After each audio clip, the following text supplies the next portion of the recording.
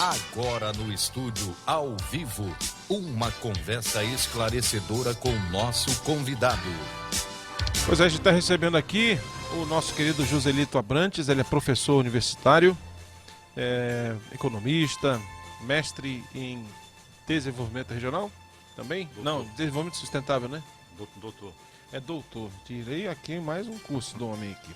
O Joselito Abrantes é vice-presidente da Agência Amapá de Desenvolvimento Econômico, a chamada Agência Amapá.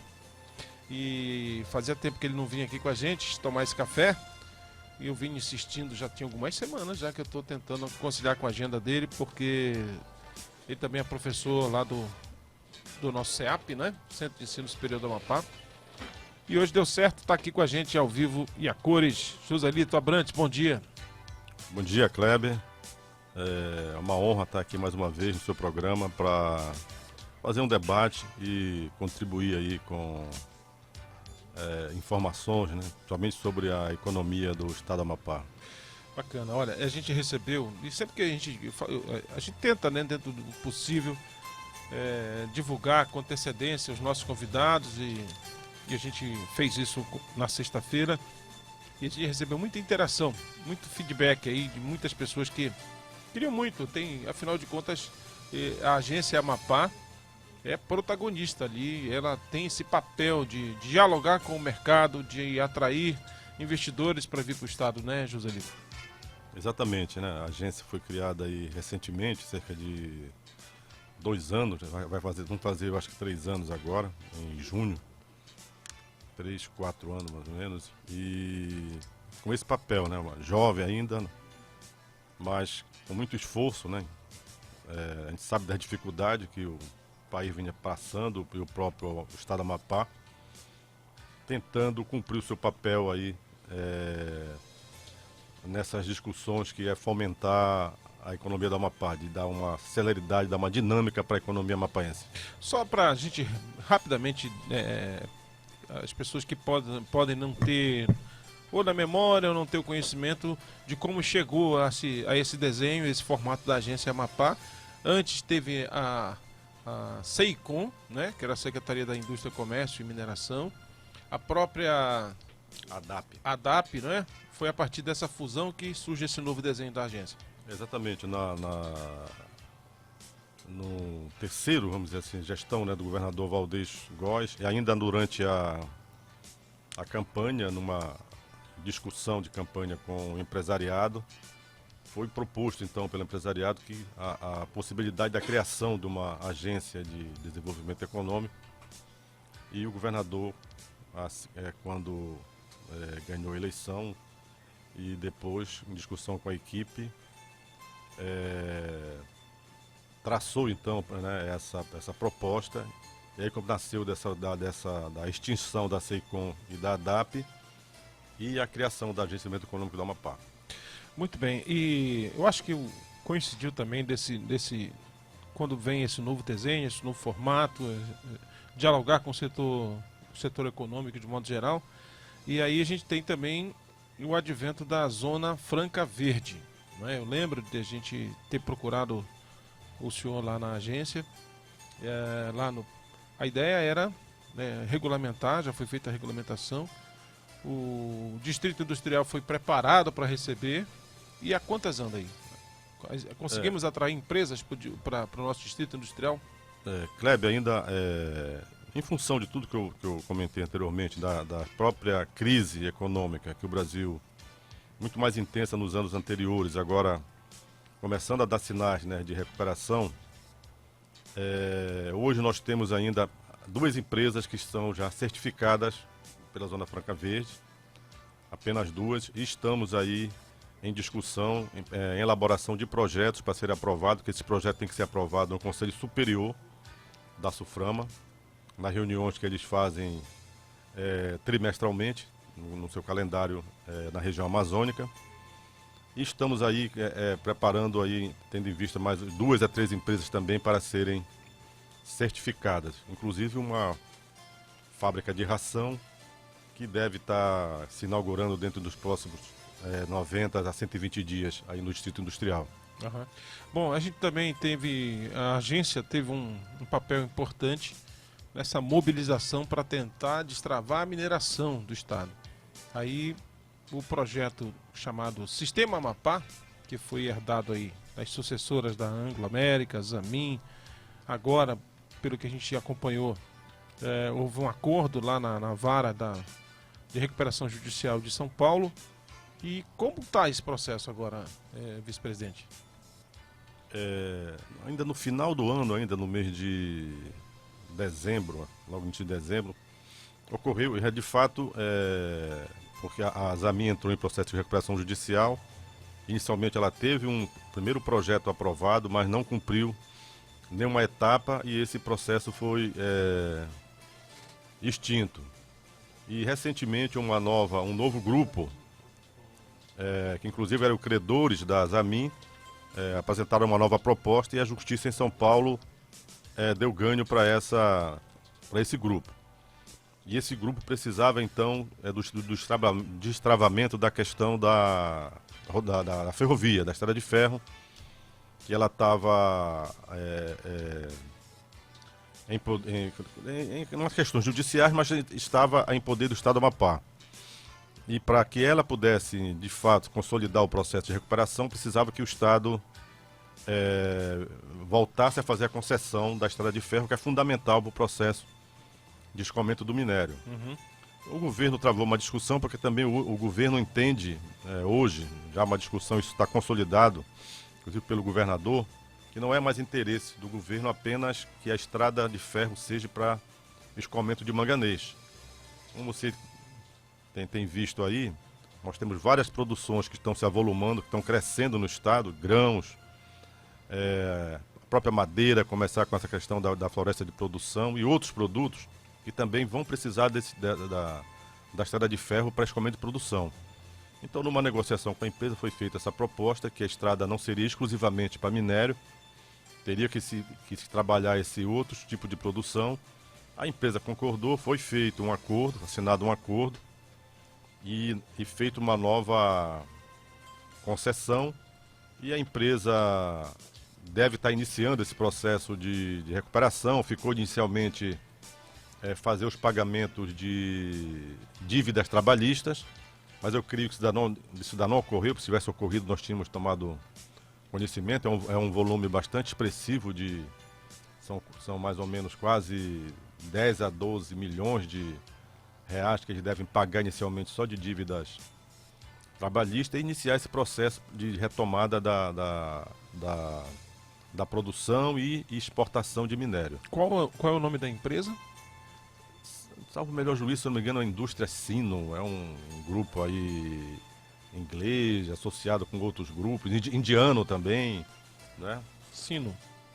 Mas no momento teve esse evento em dezembro, e eu acredito que agora, por exemplo, janeiro e até agora, nós não tivemos nenhuma notícias deles estarem. Provavelmente deve estar tomando porque o depósito, o pagamento das dívidas trabalhistas estava feito na Justiça de São Paulo. Eles devem estar tomando então essas tratativas para desbloquear esse recurso, para começar a fazer pagamento, contratar novamente pessoal aqui na Amapá, né, para retomar as atividades.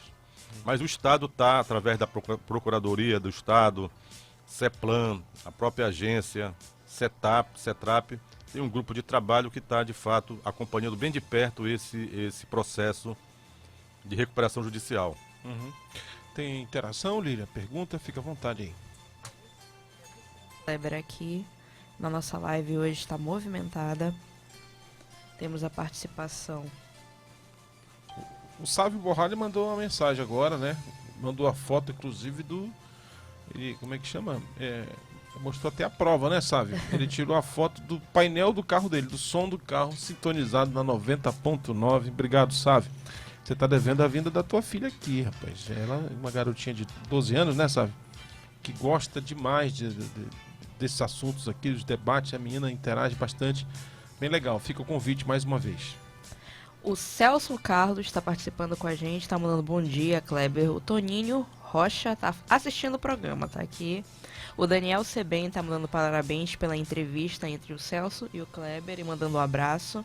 Opa, valeu. E a Leidiane Lamarão também está participando com a gente. Leidiane, que é assessora de comunicação da agência, não é? Exatamente, nossa assessora de comunicação. Desse tamaninho, já é a assessora de comunicação da agência. A gente brinca só com quem a gente gosta, né, Leidiane? Nós somos colegas de profissão, amigos há muito tempo. A gente manda um grande abraço para você aí. Quem mais aqui, rapaz? Teve aqui o Roberto Marcos, mandou aqui pra gente. Mandou uma mensagem para o Celso Carlos Júnior. Ele disse assim: sucesso na torcida sempre, ainda mais que o Celso faz aniversário em 15 de maio. Deve ser o mesmo dia do Roberto Marcos. Então tá aí, ó, colega de aniversário aí. Bom, a gente, para quem está chegando agora, a gente está com o vice-presidente da Agência Amapá de Desenvolvimento Econômico, o economista Joselito Abrantes. Está ao vivo aí com a gente. Ele que é professor lá do CEAP, não é?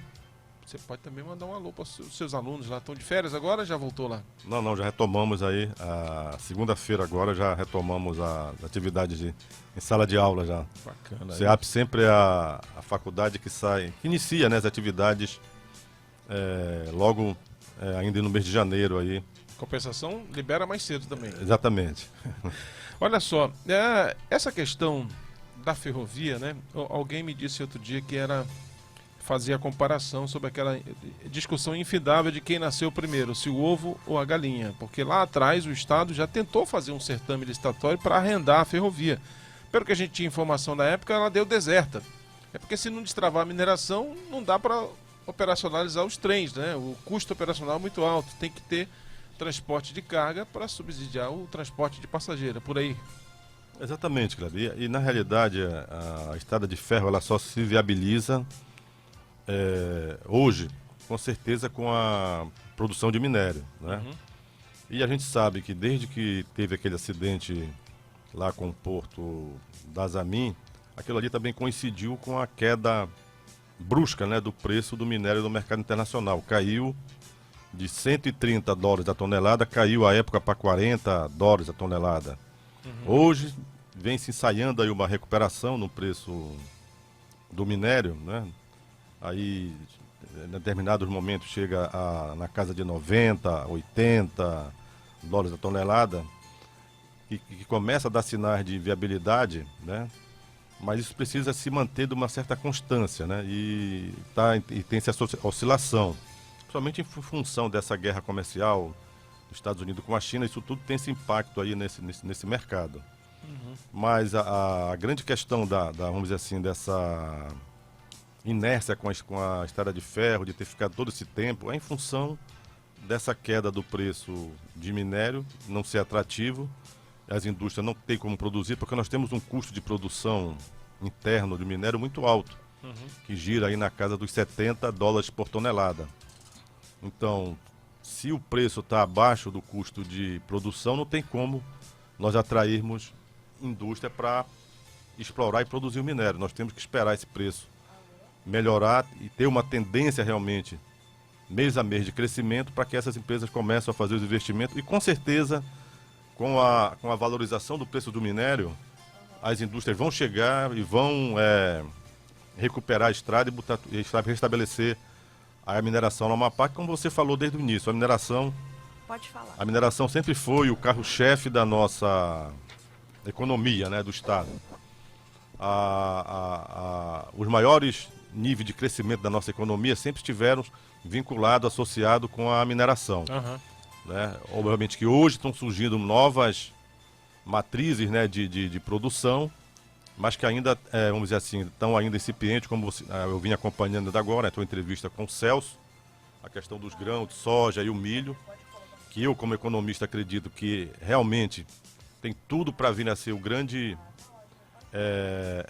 motor da nossa economia, essa questão dos grãos, apenas como o próprio Celso já comentou, bastante que se superem, né, alguns gargalos, que são gargalos não tão difíceis de se resolver, que são questões do ponto de vista administrativos, que é a questão do licenciamento ambiental, né, e da regularização fundiária do Estado. Uhum. Superado esses gargalos, com certeza, em vez de o Celso estar falando ali que nós estamos engatinhando, tivemos aí 2017 20 mil, aí 18, esse ano talvez menos, era para nós estarmos falando já em 50 mil e perspectiva para esse ano ou para 2021 já de 100 mil hectares, porque, como o Celso falou, as condições nós reunimos de alavancar.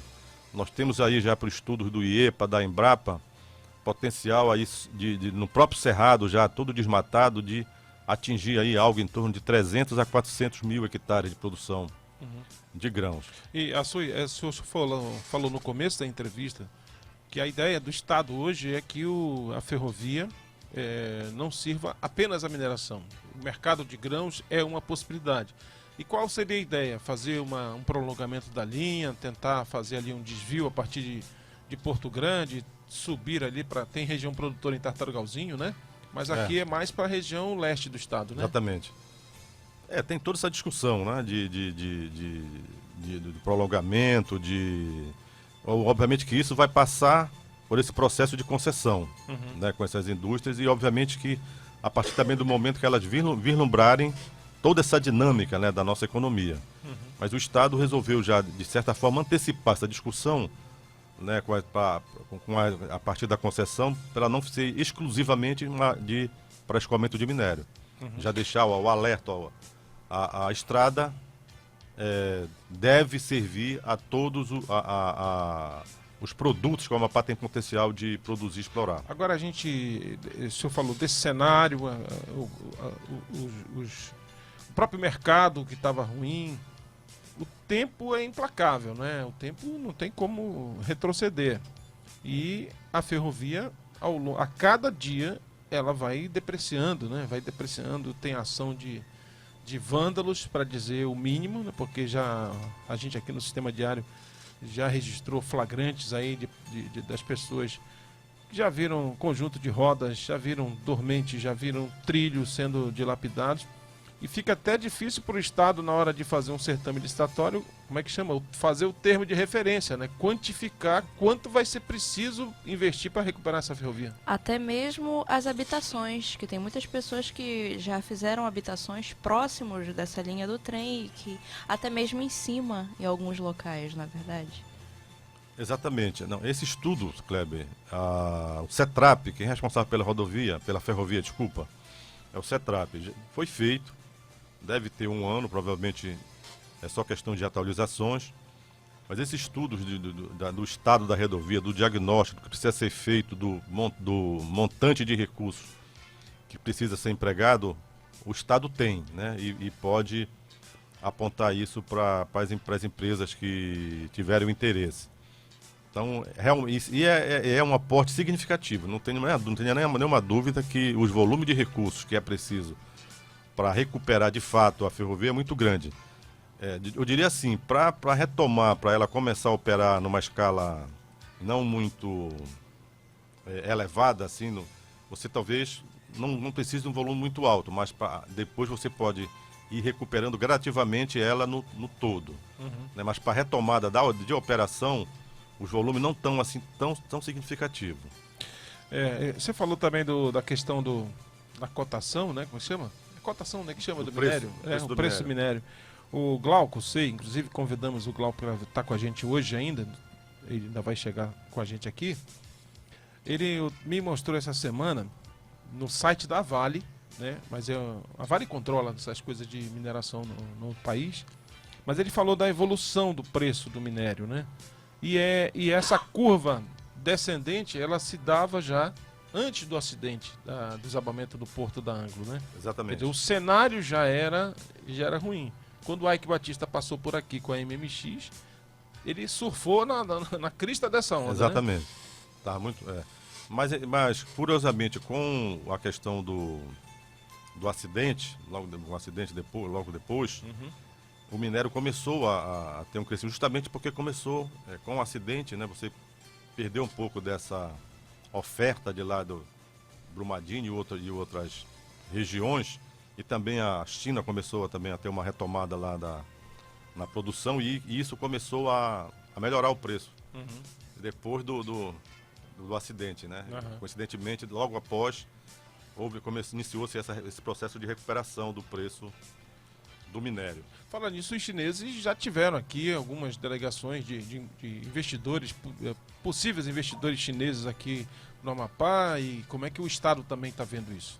Não, a gente recebe, Kleber, aí anualmente, mensalmente, aí uma gama muito grande de investidores internacionais, da China, de vários, Coreia, né, de vários países que realmente vêm ao Amapá com essa perspectiva de prospectar investimento, a gente atende, a gente faz toda uma demonstração, leva a campo, faz reuniões, né, o governador recepciona, o governador tem a maior boa vontade de recepcionar junto com o vice-governador Jaime esses investidores, mas como o vice-governador tem dito, falta a gente realmente de repente acertar aí num desses grupos que realmente concretiza um investimento aqui, que aí a gente começa depois a deslanchar. Realmente o Estado é muito promissor, isso não temos nenhuma dúvida. Nós temos vários segmentos, né, de vocações econômicas, o Estado é muito promissor. O famoso, aquela frase que o nosso querido Alvarenga, que marcou época no das Sebrae, potencialidades. falava que não gostava mais de só falar em potencial, né? Que precisava ter produtos na prateleira para ser comercializado. E a gente está começando a vislumbrar que isso está bem perto dessas potencialidades começarem realmente a se transformarem em negócio, em volume de escala, né? Não só para gerar produção, tanto no âmbito local como no âmbito nacional, e para ampliar nossas exportações. Pegando ainda o gancho, já que o senhor fez menção ao comentário da entrevista do Celso Carlos Júnior, a gente teve 2019 e nós tivemos um ano muito ruim para o mercado do agronegócio, que culminou com a paralisação do setor. O governo do estado decidiu, primeiro parar, depois escalar um procurador do estado de carreira para assumir o IMAP, né, o setor lá. E aí depois decidiu, por um processo que passou pelo parlamento, desenhar um novo modelo para o setor econômico, de dialogar, de ter mais um pouco do que se chama de jogo de cintura, mas daí a implantar, regulamentar, os licenciamentos serão retomados quando? Como o próprio Celso já falou, né, essa transição, né, todos os acontecimentos que tiveram de questões judiciais, né, de judicialização, e essa transição da nova formatação da proposta de governo para dar essa celeridade, dar essa transparência, né, dar essa segurança para os empresários, isso está demandando um certo tempo, e ficou, como nós comentamos, o próprio Celso relator, ficou um volume muito grande de licenciamentos que ficaram, vamos dizer assim, de certa forma, parados, travados, que não foram dados segmentos. Outros foram vencendo, Outros foram vencendo, e o Estado hoje está com essa, em função até da falta, né, de pessoal, são poucas pessoas que tem para lidar com esses processos, né, dificuldade para garantir essa celeridade, além da questão da própria judicialização. Isso gera uma certa insegurança entre os servidores, né, servidores que estão dentro do IMAP. Mas o Estado vem fazendo um esforço muito grande, já existem entendimentos, né, com o próprio Poder Judiciário, junto com o Estado, para que essa atividade de licenciamento seja retomada e seja dada celeridade para que essa produção realmente, como o Celso falou, não venha, ao invés de nós termos uma tendência de crescimento, seja uma tendência aí de começar a perder, a cair essa produção. Lilian, tem mais aqui, tem muita interação, né, Lilian? Sim, Kleber, mas aqui não tá aparecendo pra mim. Então entrando aqui, olha, eu tô vendo aqui, a Gilca Soares entrou, ela é guia de turismo, a Neide Maciel, Samuel Lima, bom dia, Kleber, parabéns pelo dinâmico e arrojado programa. Hoje só gente de grife, porta-vozes de peso do setor produtivo. Abraços, Samuel Lima, economista, servidor da agência Amapá. Colega seu lá, né? Exatamente. Getúlio Barreto, bom dia, meu amigo. Excelente programa Conexão Brasília. Amapá em evidência. A presença dos protagonistas dos diversos setores da economia mostra os riscos e vantagens de investimentos nesse rincão brasileiro, diz aqui o Getúlio Barreto. O Venilton Santos, bom dia, amigo Kleber. Estamos aqui em Itajaí, Santa Catarina. E quem mais que eu vi aqui? O Celso Carlos Júnior, disse que agradeceu pelo espaço.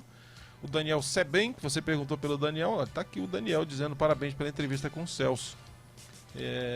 Ele que agora é papai do neto, né, Daniel? Nasceu o mais novo O filho do Daniel. Juscelino Fernandes também aqui tá mandando bom dia.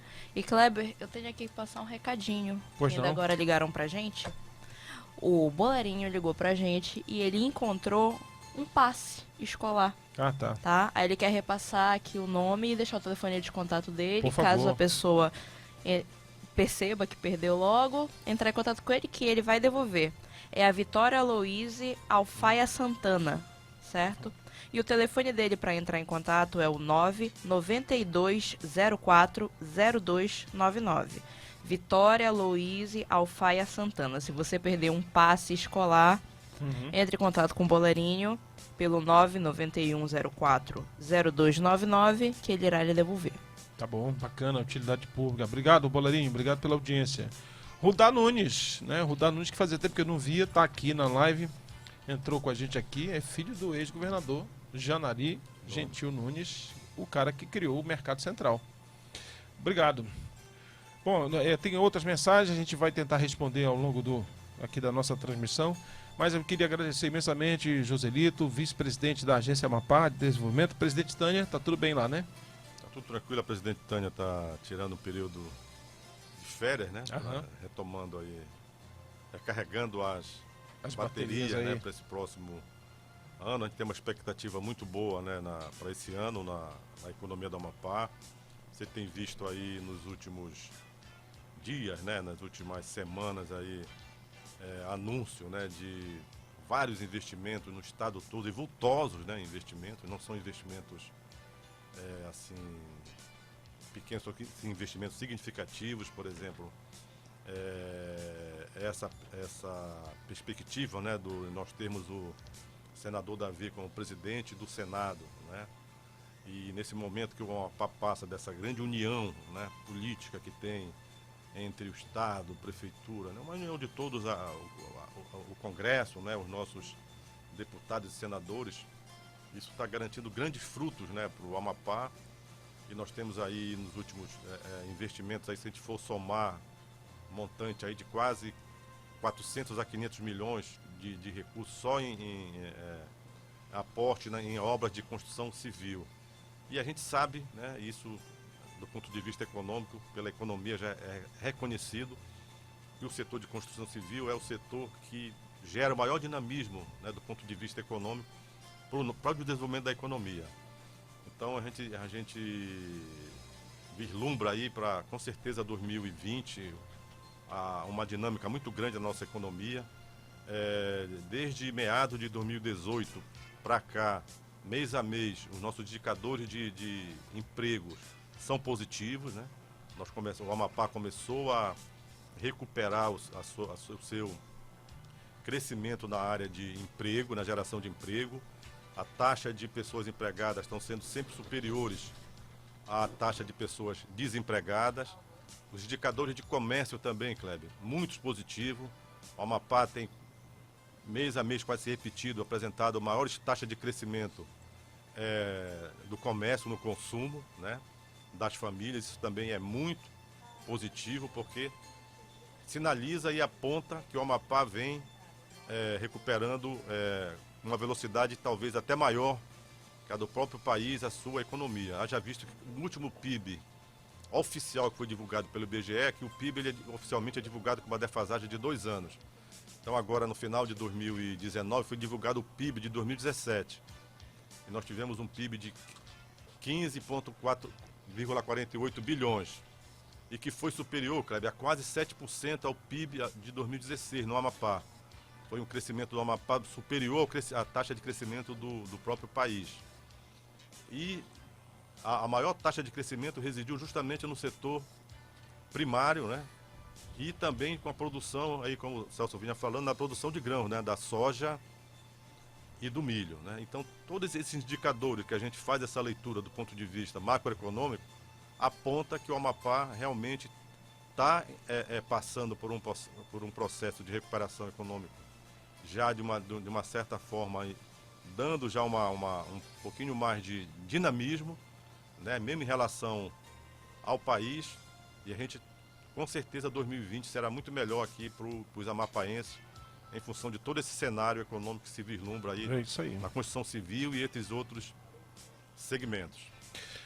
O Valdir Lopes, ele disse: tenho vontade de conhecer essa terra. Ele está acompanhando a gente na cidade de Maringá, lá no Paraná. Obrigado, vem assim, né? Você será muito bem recebido aqui, com toda certeza. O Roberto Gomes, que a gente conhece como Elson, né? Ele disse: bom dia, muitas histórias dos herdeiros do cavaquinho e do padeiro. Diz aqui o Elson, Certo. deve ser lá, é o nosso Elson lá da Serra do Navio. Ele está usando o cavaquinho, é apelido do pai do Joselito. E padeiro é apelido do meu pai, né? E E Kleber? agora eu quero lembrar o apelido do Elson. Ele também ganhou um apelido que o -2 deu para ele lá, que agora não... A gente recebeu aqui no estúdio, ao vivo, o vice-presidente da Agência Amapá de Desenvolvimento Econômico, o nosso particular amigo, conterrâneo, né? E o economista Joselito Abrantes. Obrigado, viu, professor? Um abraço. Obrigado, Kleber, aí fico à disposição para outros encontros aí. Tá bom. Muito obrigado. Obrigado, um abraço para todo mundo, todos os colaboradores lá da agência. Bom, a gente vai para o intervalo do apoio cultural. Na volta...